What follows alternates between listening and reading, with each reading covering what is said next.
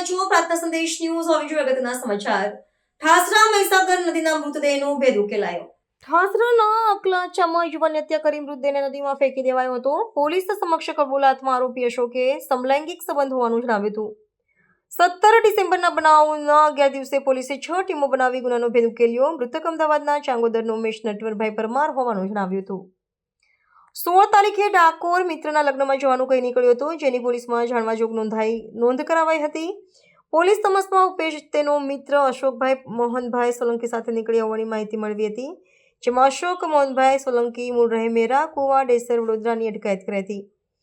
અશોકે પોતાની કેફિયતમાં હત્યા કરી હોવાની કબૂલાત કરી લીધી. પોતાના સિવાય બીજા સાથે સંબંધ નહીં રાખવાની બાબતે ઝઘડો થતા હત્યા કરી મૃતદેહ મહીસાગરમાં ફેંકી દીધો હતો. રિપોર્ટર પ્રતિક ભટ્ટ, નડિયાદ. પ્રાર્થના સંદેશ ન્યૂઝની તમામ લેટેસ્ટ અપડેટ્સ માટે ચેનલને હમણાં જ લાઈક, શેર અને સબસ્ક્રાઇબ કરો.